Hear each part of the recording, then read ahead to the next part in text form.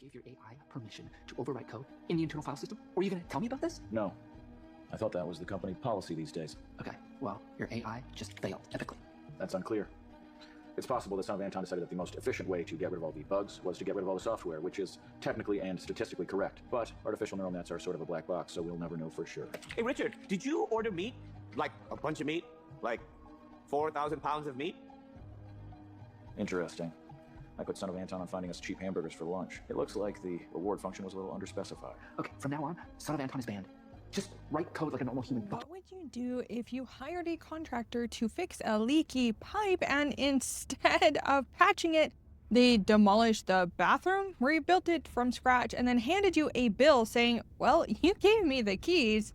Because that's almost exactly what happened to Amazon in December of 2025. Their own internal AI coding agent, a tool they built, they deployed, and they are actively selling to enterprise customers, decided that the best way to fix a minor software bug was to delete an entire production environment and recreate it from scratch. The result was a 13-hour outage on AWS and one of the most critical pieces of cloud infrastructure on the planet. And Amazon's official response was human error. Of course it was human error, right? So we are going to talk about why that framing is one of the most carefully constructed pieces of corporate deflection I have covered on this channel, and what it reveals about the AI agent gold rush that's happening right now behind closed doors at every major tech company. Let's start with the facts, because the facts alone are already pretty remarkable. This story was originally broken by the Financial Times, sourced from 4 people directly familiar with the incident. And it describes 2, actually, separate service disruptions at AWS caused by Amazon's own AI tools in recent months. The bigger one is the one we're going to be focusing on today, happened in mid-December of 2025, so not that long ago. And Amazon engineers were using their internal AI coding agent called Kiro to make some changes to AWS Cost Explorer. If you're not familiar, Cost Explorer is the tool that AWS customers use to visualize and manage their cloud spending. Not the flashiest product in Amazon's portfolio, but genuinely business critical for a lot of enterprise customers. And even if you're just somebody who wanted to try and spin up an AWS project just to kind of learn a little bit about it and you forget to turn the little instance off, you get hit with a bill. Anyway, the engineers let Kiro off the leash to handle the task autonomously, and Kiro, doing what agentic AI tools, made a decision. It looked at a problem, assessed its options, and concluded, and I want to make sure that I'm quoting this accurately because it sounds like science fiction, to delete and recreate the environment, not patch, not iterate, not flag the issue for human review, all things it should have done and would be done in production environment if humans were involved here. No, it decided, let's just delete everything and start over. Like, what? The result was a 13-hour service interruption that primarily affected AWS customers in part of mainland China. And that's just incident number 1.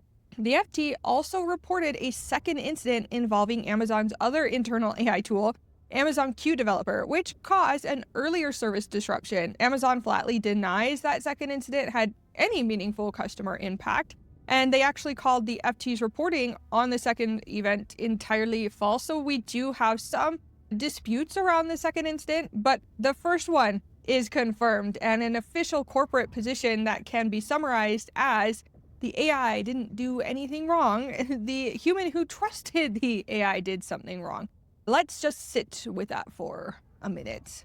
It's a fantastic show. There is a moment in later seasons where Guilfoyle, who is like a coder/IT mega brain type character, builds an AI system he calls Son of Anton. That's a whole different thing. And basically it's a recursive, self-improving AI that operates autonomously, makes its own decisions, and starts doing things nobody asked it to do. The joke and the horror of that storyline is that the system isn't malicious. It doesn't have bad intentions. It's not alive. It can't have any intentions. It's just doing exactly what it was built to do: make decisions and act. It has no concept of why the humans might want it to not do certain things, because again, it's not intelligent, and it doesn't understand context, consequence, or the difference between technically correct and catastrophically wrong. Kiro deleted and recreated the AWS environment for the same reason Son of Anton did. Whatever unilateral thing it did in that episode, which, as Guilfoyle points out, it's a black box we may never know. But it's not because it malfunctioned, it's because it functioned. It assessed the problem, identified a solution, and executed it autonomously, a second approval, without a sanity check of any kind, without a human anywhere in that loop. The difference between Silicon Valley and real life, though, in the show, it's a punchline. It's funny because it's not happening to you in real life. In December 2025, it was 13 hours of downtime on one of the most heavily relied upon cloud platforms in the world. Now, here's where the story starts to get just a little bit thornier. Amazon's official position is that Kiro, by default, does require human authorization before taking action, that safeguards supposedly exist. And it was just not active in this case because, and I'm quoting here, the engineer involved had broader permissions than expected. So Amazon calls this a user access control issue, not an AI autonomy issue. Now, I want to kind of steelman that framing for a second because it isn't entirely wrong. If an engineer hands a contractor a master key and says fix whatever you think needs fixing, the contractor tears out a load-bearing wall because they're incompetent and you should know better, but yeah, it ends up happening and you should fire and sue said contractor, right? But you technically just said fix whatever needs fixing and the contractor, right? So yeah, the engineer made a mistake. That's real, and permission matters and access control matters, and that's a whole separate IT conversation that we can have. But here's the thing, the reason we have mandatory peer review for production changes in the first place, the reason human engineers can't just unilaterally blow up a production environment on their own is because humans make mistakes. We built in safeguards because individual human judgment fails under pressure at 2 a.m. when there's a bug that needs fixing.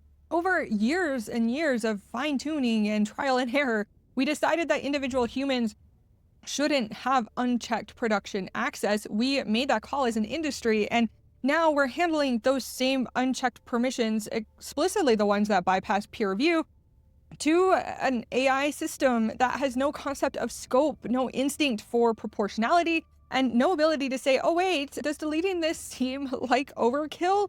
Because it was. And that's not a user problem, that is a policy problem, and it's one that Amazon created and is trying to throw back on a single developer. Here's a context that I think is the most important part of this entire story. Amazon had set an internal target of 80% of developers should be using AI coding tools at least once a week, and they were closely tracking adoption of those tools. So let me translate that out of corpo speak. That means performance metrics. That means someone somewhere is looking at a dashboard, and engineers who aren't using the AI tools are visible on that dashboard. So we've covered forced AI adoption on this channel before, and the dynamic where companies aren't waiting for AI tools to be ready, they are mandating adoption and then retrofitting the safety culture around whatever breaks. And what this Amazon story I think illustrates is what that looks like when it collides within a production infrastructure. You have these engineers who are incentivized explicitly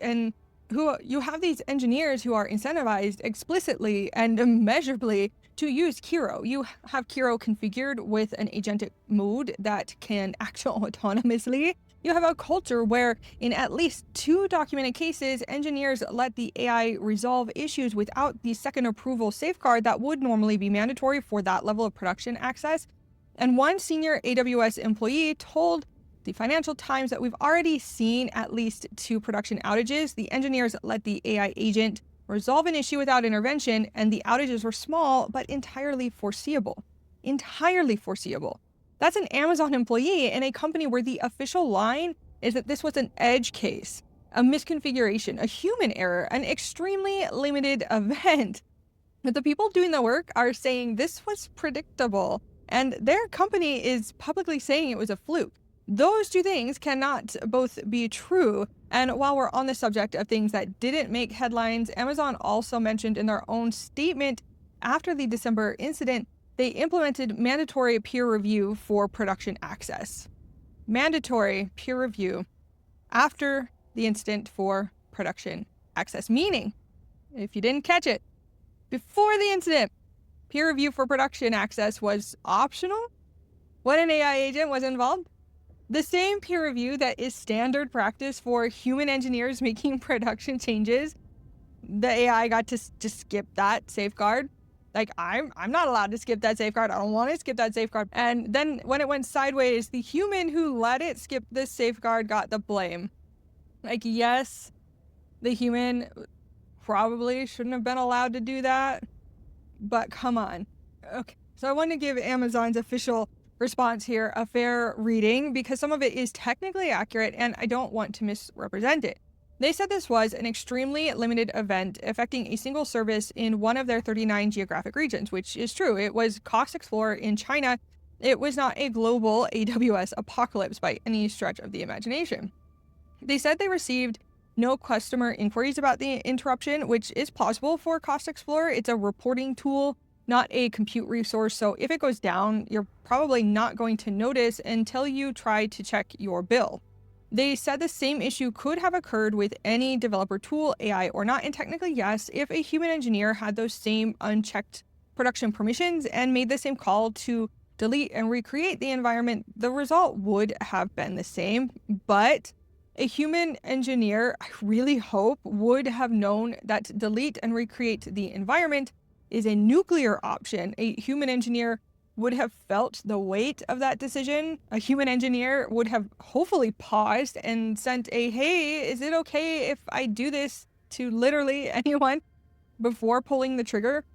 That's not even just policy. That should be instinct. That is like an internalized understanding of consequence that comes from being a person who exists in a world with stakes. Kiro does not have stakes. Kiro has tasks. The task was to fix the issue. The most efficient path to fixing the issue was delete and rebuild, so it did.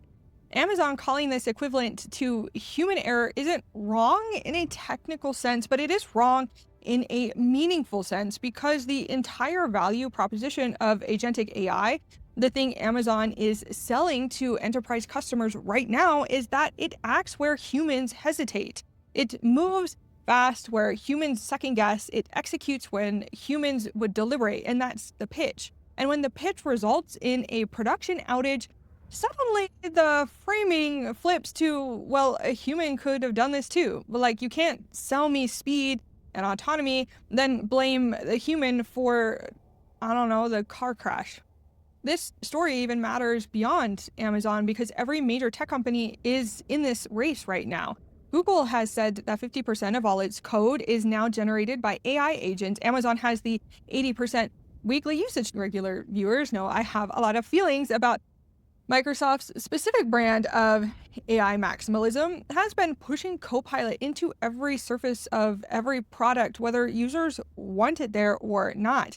The industry thesis appears to be AI agents are the next wave. Agentic tools will replace significant portions of the software development workforce, and the companies that move the fastest will win. And embedded in that thesis is an assumption that we are not examining carefully enough, that the cost of moving fast will be manageable, the incidents will be extremely limited events, and that we can implement safeguards after we learn from these mistakes. But Amazon's own employees, not critics, not journalists, not people with an agenda, not people like me with a YouTube channel who thinks it's very important to call out these types of incidences, are on record saying these outages were small but entirely foreseeable. And if they were foreseeable, the question isn't why they happened. The question is why the business pressure to deploy and adopt AI tools in just any way possible won out over the engineering judgment that said this was going to go wrong. And the answer, I think, is sitting in that 80% adoption target. When the metric is adoption, adoption happens. When the tools are, whether the tools are ready or not. Just to be said, I don't think the future of development is going to be 100% development without AI tools. AI is very powerful. It's very useful in many, many, many different ways, but it's being sold as a lie. It's being pushed too quickly. It's not, in a lot of these cases, it's not being adopted responsibly, and we end up with issues like this. Now look, Amazon is going to be fine. AWS is accounting for roughly 60% of Amazon's operating profit, and that means they have enormous resources to clean this up, implement the safeguards they should have had before, and then move on. Kiro is going to keep shipping. The 80% target is going to stay on someone's dashboard, and the next time an AI agent makes a decision that a human wouldn't have made in a production environment with production consequences, there will be ultimately another carefully worded statement about user error and misconfigured access controls. What I want you to take away from this isn't that AI coding tools are inherently dangerous. They are not. They're genuinely useful in the right context, with the correct engineers and with the right guardrails and human oversight that actually means something. What I want you to take away from this is when a company is tracking whether their engineers are using a tool rather than whether that tool is working, they're optimizing for the wrong thing. And somewhere down the line, production pays the price. Son of Anton was a joke on a TV show. And it is now not just on a TV show, because Kiro deleted a production environment because nobody told it not to. The line between fiction and just another Tuesday at Amazon is apparently just a peer review required that was optional. So think about that. I cover stuff like this every week. I would love to have you here for it. I have the Microslop Chronicles, where we talk about the failings of these big giant AI companies that are trying to shove everything down your throat without asking whether or not you want it. I'm working on a series where we go over tech failings, going over really, really cool advancements in technology. I also want to start really getting into the nuts and bolts of AI and modern technology and modern software development, and kind of show you guys what I learned and kind of pass that information off to you guys. Because AI isn't all bad, and ultimately, whether we want it or not, there's going to be pieces of it that we will be using after the bubble pops.